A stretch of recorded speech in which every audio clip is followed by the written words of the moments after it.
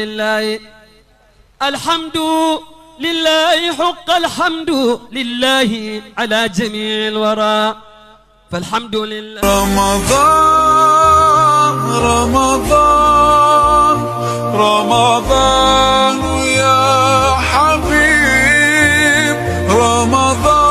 Au moment que Ibrahim est venu, ils ont refusé, ils sont devenus des mécréants. Et tous ceux qui avaient accepté Ibrahim, et au moment que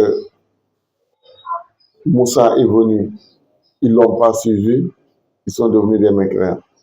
Tous ceux qui ont accepté Moussa, et au moment que Issa est venu, ils ont refusé de le suivre, et ils sont devenus des mécréants. C'est ainsi, tous ceux qui ont accepté Issa alayhi wa sallam, et au moment de l'avènement de Sayyidina Muhammad sallallahu alayhi wa sallam, ils se sont détournés de lui, ils sont devenus des mécréants. Donc si tu acceptes l'ensemble des prophètes et que tu refuses le prophète de ton époque, tu deviens mécréant. C'est pour ça, dans la foi même, on nous exige, nous les musulmans, de croire à tous les prophètes, sans exception.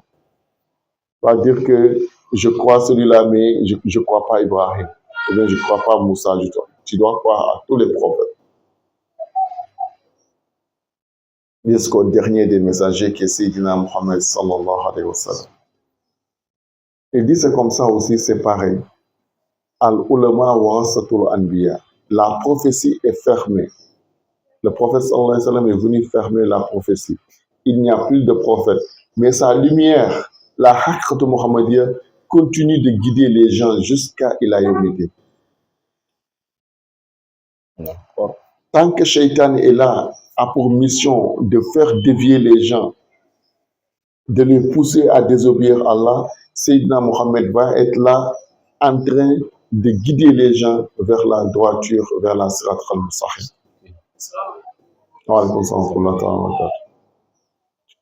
Donc, Allah, sa miséricorde prime sur son châtiment. Allah ne peut pas laisser, nous les autres qui sommes sa créature, nous sommes là.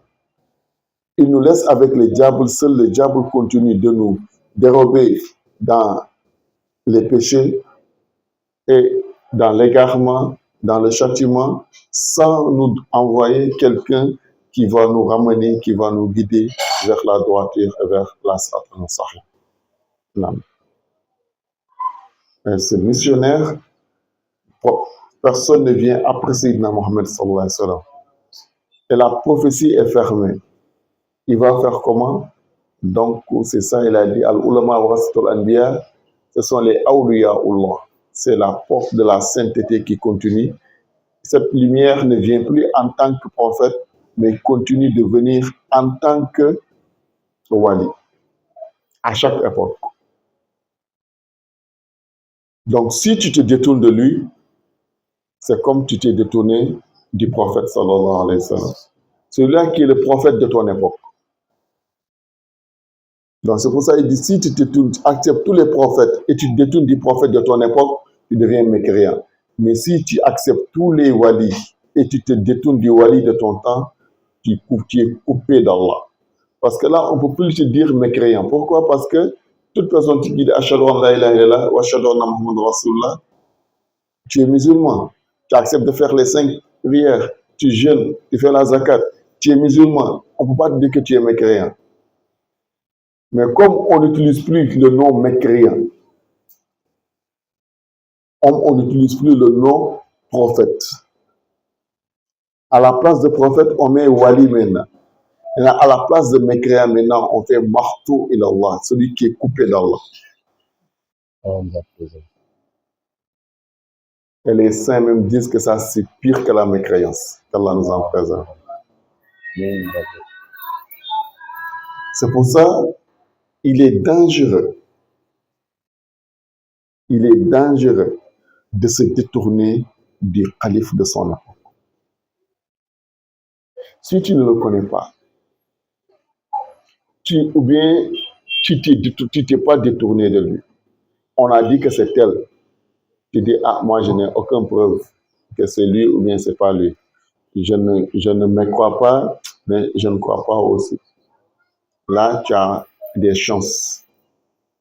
Mais si Dieu t'a éprouvé, on te dit que c'est lui. Tu dis non, c'est pas lui. Ça ne peut pas être lui. Et tu n'as pas amené celui qui est à la place. Et que ça a trouvé que c'est lui. Et tu t'es détourné. Tu es coupé d'Allah subhanahu wa ta'ala. Comme c'est Allah qui a régné. C'est la mécréance. C'est le prophète sallallahu alayhi wa sallam que tu as régné. Ça, c'est la mécréance. Dans la wilaya, qu'Allah nous préserve de cela. C'est pour ça qu'on dit que tu es coupé d'Allah. Martou ilallah. Dans un autre truc même, il dit même si tu adores Allah, celui qui a fait ça, même s'il adore Allah, l'équivalence des hommes et des djinns, c'est zéro. Parce qu'il est considéré comme mécréant. Le mécréant, si tu penses toute la journée en train de prier, jeûner, c'est zéro devant Allah. C'est pour ça, les gens, souvent, ils ont peur. Tu vois, les saints, quand ils viennent jusqu'au désigner le calife d'Allah de l'époque pour sauver les gens, ils n'ont pas l'habitude de dire c'est tel. Ils disent qu'il est là. Chacun, celui qui veut le connaître de la manière il a fait pour connaître Allah subhanahu wa ta'ala, qu'il fasse les mêmes zikrs et dit Dieu, montre-moi ton calife aujourd'hui sur terre. Quand il le fait, Dieu va lui le montrer. Et il n'y a pas de propagande. Chacun peut dire que c'est mon cher. Mais quand on fait les zikrs, on fait les salatul fatih, on donne à Allah subhanahu wa ta'ala, on dit montre-moi. De la manière que tu m'as fait, tu m'as aidé à te connaître. Tu m'as aidé à connaître Rasoul, connaître Cheikh Tijani, connaître Baye. Je veux que tu m'aides comme ça à connaître ton calife aujourd'hui, le porteur de ton secret. Tu fais les 500 salatul fatih, tu lui donnes, Inch'Allah, il va te le montrer. Ou bien il va te mener à la porte de ce dernier. Ça, c'est par mesure de rahma. Car dès qu'on dit c'est tel, et que la personne dit non, non, ça ne peut pas être lui là, il ment, il ne fait que faire des propagandes pour son cher. Automatiquement, la personne est coupée en Allah. Et un musulman n'est pas quelqu'un qui aime amener les gens en enfer ou bien les châtier. Il les parle par miséricorde. C'est pour ça que beaucoup n'aiment pas venir dire qu'en réalité, c'est tel qui est le calife de telle époque, celui qui ne le croit pas, qui est coupé d'Allah subhanahu wa ta'ala. Donc, c'est pour éviter d'amener les gens en enfer, car c'est pas tout le monde qui peut croire à ça. Donc, voilà, c'est juste ça. Inch'Allah. Bismillah. Maulana Cheikh Ibrahim Niass radiallahu ta'ala anhu a dit dans ce même tafsir, à la page 382 du tome 6, celui qui tourne le dos au pôle suprême de son époque n'aura aucun bienfait, même s'il avait cru à tout le pôle précédent et même s'il adore Allah comme l'ensemble des humains et djinns réunis. Donc voilà, c'est la même parole qui revient. Donc celui qui tourne le dos au pôle de son époque. On ne dit pas celui qui l'ignore. Celui qui l'ignore, il ne le connaît pas, lui, il n'y a pas de problème. Qui n'a pas entendu parler de lui, il n'y a pas de problème. Celui qui a entendu, mais qui doute, mais qui ne se détourne pas de lui, il n'y a pas de problème. Mais celui qui entend et se détourne, dit non, c'est faux, c'est pas lui, ça ne peut pas être lui. Et voilà. Il est coupé d'Allah. Et même s'il adorait, comme l'ensemble des hommes et des djinns, c'est zéro. C'est celui-là que le professeur sallam dit, un homme peut aller jusqu'à, il ne reste qu'un seul pas de rentrer au paradis. Et on le dévie, on l'amène en enfer. Tout ce que l'islam disait, il le faisait. Hein? Prier, il prie, il jeûne. Il est parti au pèlerinage à la Mecque. Il a fait des zakats. Souvent même, tu vas trouver, il a construit des mosquées et tout. Mais il a une fois offensé celui-là, ou bien un de ses khalifs, ou bien un de ses mazahir, ou bien un de ses khulafa. il a une fois offensé, dénigré, ou bien s'est détourné de celui-là, ou bien il a nié la grâce que Dieu a mis en ce dernier, il ne meurt pas avec la foi. S'il lui reste 1 minute avant de mourir, il ne pourra pas dire Ashhadu an la ilaha Ashhadu anna Muhammadan Rasulullah. Quand tu dis la ilaha illallah, la ilaha illallah ne pourra jamais sortir dans sa bouche. Or qu'il a prié toute sa vie, hein? Il a jeûné toute sa vie. D'accord. C'est pour ça, vérifiez. Tous ceux qui sont offensifs et font preuve de méchanceté envers Cheikh Ahmed Tijani, que Dieu vous aide à assister le jour de leur mort. Il ne va jamais prononcer la shahada. Jamais.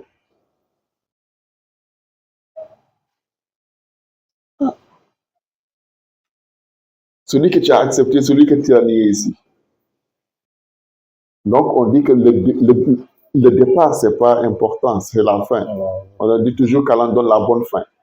On peut naître mécréant et mourir croyant, on est sauvé. Mais on peut naître croyant et mourir mécréant, on est foutu. C'est la même chose que tu peux voir quelqu'un lui rendre service. Et il est mécréant. Il ne reste qu'une seule minute avant de mourir, Allah met la foi dans sa truc et rentre au paradis. Donc, bismillah, pour continuer. Maulana Cheikh Ibrahim Niass, radiallahu ta'ala anhu, pour confirmer son point de vue, a cité Mohammed al-Kabir Sa'uddin al-Kanawi dans Kashful Abbas an Faïdati Katmi Abil Abbas à la page 172. Le plus connaissant des Arifi Billah de chaque époque est le calife d'Allah de cette époque. Il est l'homme parfait de cette époque. Donc, voilà, dans la Chevronias. Le calife d'Allah de chaque époque, il est le plus connaissant d'Allah de chaque époque. Il n'y a pas une question qu'on peut lui poser à Allah dans la marifa sur toutes les sciences sans qu'il apporte la réponse. C'est-à-dire que le Mufti Zaman, sur toutes les questions, sur toutes les sciences, il peut apporter son point de vue conforme aux écrits d'Allah et de la sunna du prophète Mohammed sallallahu alayhi wa sallam. Donc, il est la personne le plus pieux et la plus parfaite aussi de chaque époque. Inch'Allah. Maulana Cheikh Ibrahim Niass, radiallahu ta'ala anhu, a dit: c'est une obligation pour tout disciple d'aller à la recherche du calife de son époque.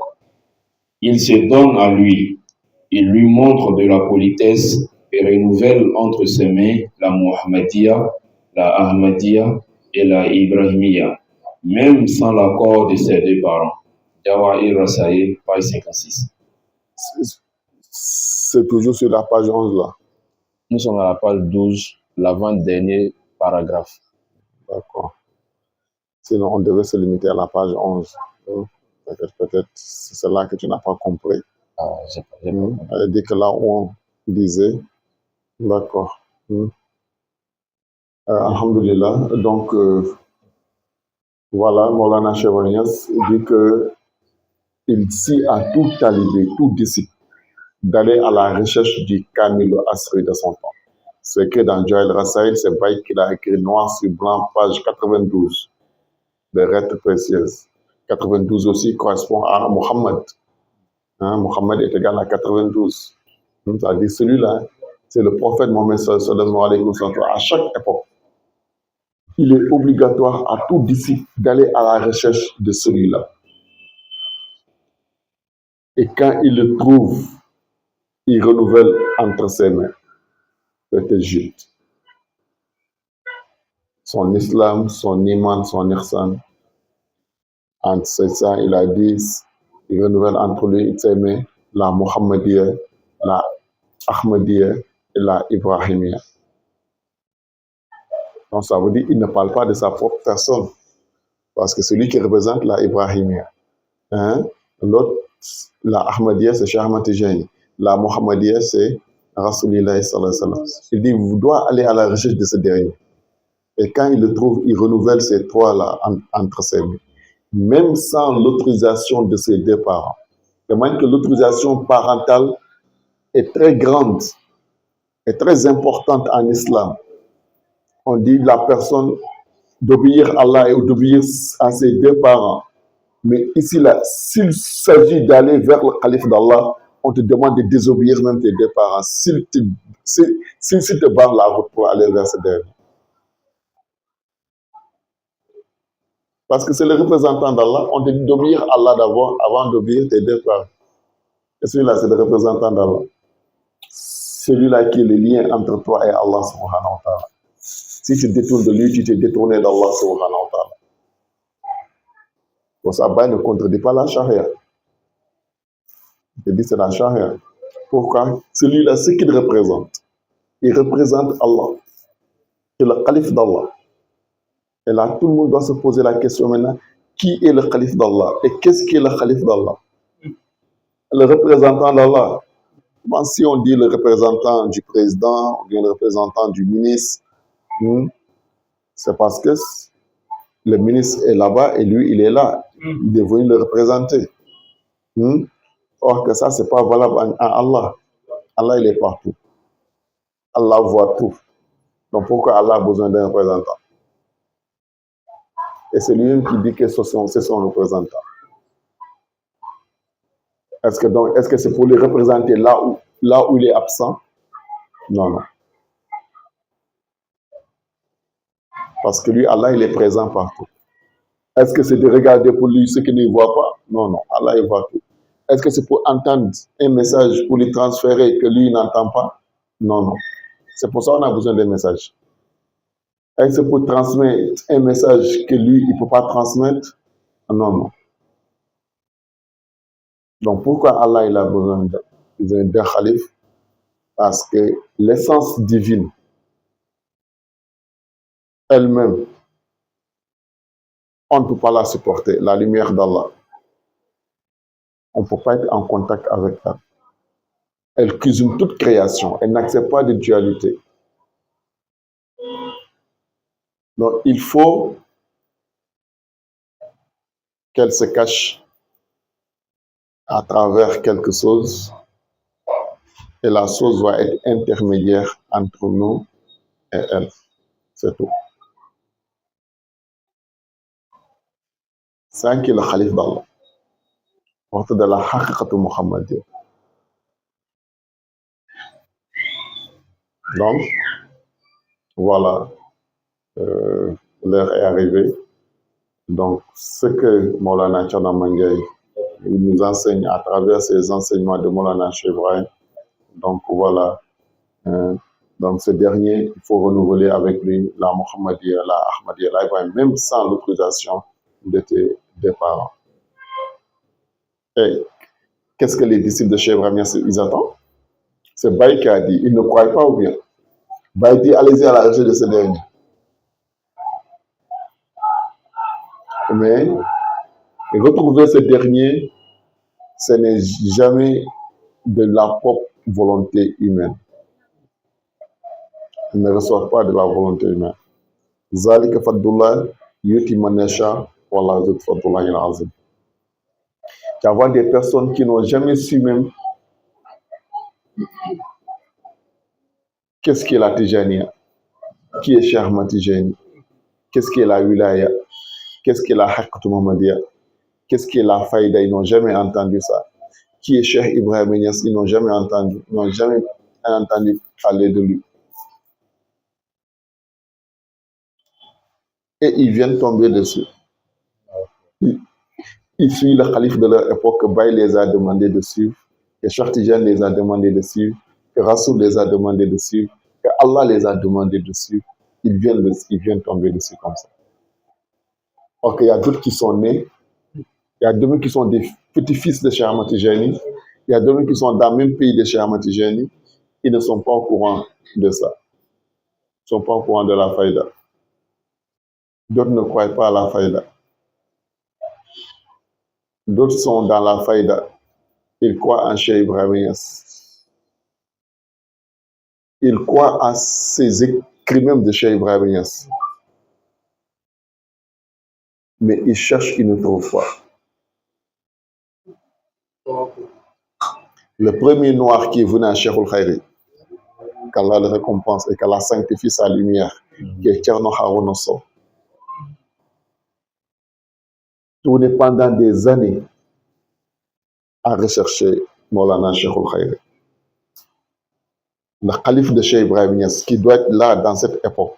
Tous les grands Mouhadam, tous les grands khulafas de Cheikh Ibrahim qui existaient à cette époque, il est parti chez eux. Il a fait la tarbie entre leurs mains, il a travaillé. Or que c'est un savant, c'est un alim. Il mémorise le Coran, le Djahil Rasaïd, ça, Djahil Mani, ça est dans sa tête. Les bêtis de Baï, tous sont dans sa tête. Mais il va Mouhadam par Mouhadam. Il cherche. Partout il va, il reste un certain moment, il vérifie, il trouve que c'est pas ça. Il y a des questions même qu'il pose à la personne ne peut pas lui répondre à ces questions. Laisse. Il a cherché, il n'a pas trouvé, il fait des salades, il pleure, la nuit, il pleure. Il dit si se suicider était valable, il allait se suicider. Le fait de vivre dans la même époque avec le calife de son temps, il ne le pas reconnaître. D'accord. Ou bien peut-être même il le voit, mais il l'ignore. Parce qu'un jour, couché dans sa chambre, dans la nuit, et une lumière a éclairé toute la chambre. Et cette lumière lui a dit, celui que tu cherches va dans tel lieu, dans tel endroit, et demande après lui. C'est comme ça qu'il a commencé sa recherche, avoir des indices jusqu'à retrouver Maulana Cheikh Al-Khairi. Donc, comme l'heure est arrivée, on ne peut pas rentrer dans ces détails, comment il a fait, lorsqu'il a vu Cheikh, qu'est-ce qui s'est passé et tout. Et pour dire que ce n'est pas quelque chose d'aisé. Et nous, les autres, on marche seulement, on se cogne et puis on tombe, on se retrouve au milieu de l'assiette, au milieu du plat. C'est ça, on appelle la grâce d'Allah. Alhamdulillah. Allah, il accorde ça à qui il veut. Allah. Il ne regarde pas tes origines, ta descendance, ton rang social, ta connaissance, ta sagesse, ta maîtrise du Coran. Tu es un pécheur, tu es un adorateur, il s'en fiche de ça. Allah, quand il donne ses grâces, il donne. Quand il veut, comme il veut, à qui il veut, car il n'a pas de compte à rendre à qui que ce soit. Il fait ce qu'il veut, comme il veut et quand il veut. Comme ça, nous remercions Allah, subhanahu wa ta'ala, de nous avoir choisis en ça et qu'il nous maintienne dedans. Allah fasse qu'il nous maintienne dedans. Car, il a entendu Tcherno dire, accident de circulation est très grave. Mais faire accident dans la hadra de Dieu est plus grave que tout. Quand deux véhicules se cognent, il peut y avoir accident, il peut y avoir mort. Et il y a certains morts, même la personne devient shahid. Mais accident dans la hadra d'Allah, c'est grave. Et ça commence comment? Commence à te cogner avec ton frère disciple, condisciple, comme toi. Quand tu cognes ton frère condisciple, tu vas aller tomber sur le cheikh. Et le cheikh est unique, c'est le calife d'Allah de chaque époque. Tout le reste sont ses talibés. Quand nous, on se fait du mal, pas fini, c'est sur lui on va tomber. Comment on va tomber sur lui? C'est lui renier, c'est ne pas le croire. C'est être cherché de sa hadara. Qu'Allah nous préserve de ça. Et celui qui goûte à ce supplice-là, il n'y a pas de supplice plus grave et dangereux que ça. Elle dit, Il dit celui qui dénigre Cheikh Ahmad Tijani, il ne meurt pas avec la foi. Et Cheikh Ahmad Tijani, c'est Ahmad Bayadi, un symbole. Cheikh Tijani, c'est une martaba. Il est là à chaque époque. Donc c'est celui-là. Ceux qui l'aiment sont sauvés. Et le contraire, qu'Allah nous en préserve. Jai Rasulillah sallallahu alayhi wa sallam. Wa akhiru da'wana alhamdulillahi rabbil alamin.